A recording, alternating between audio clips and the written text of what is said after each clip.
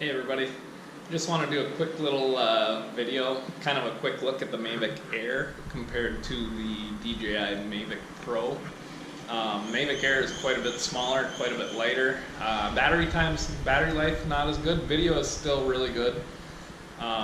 Photos, not bad, but it's got some cool intelligent modes, stuff like that. So if you're looking for a drone, just a quick take with you that's super small, super portable, just to get a quick shot, something like that.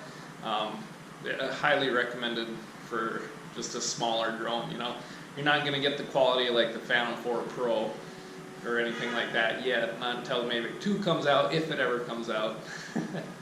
But yeah, so here's a quick look. Just my buddy had one, so I went to his place, checked it out, and yeah, hope you liked the video, guys. Favorite, like, share, and subscribe, and we'll catch you in a future one. It's the same size, Yeah, I controller looks about the Yeah. same. Yeah. They're pretty close. So there's the Mavic Air unfolded, and then there's the Mavic Pro folded up. After looking at this little bugger, this guy looks huge, but it's really not. And yeah, they were talking, from what I was reading, they're talking the Mavic 2 will be a little bigger than this. Bigger than. But I suppose that's to get better battery life and the rest Yeah. of it. So here's the unfolded size comparison between the Mavic Air, which is about the size of my hand, not quite, and then the actual Mavic.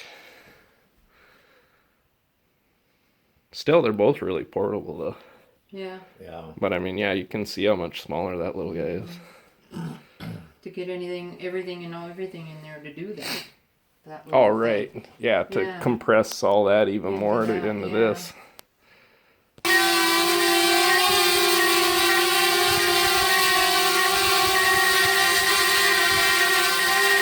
That little bugger is so cool.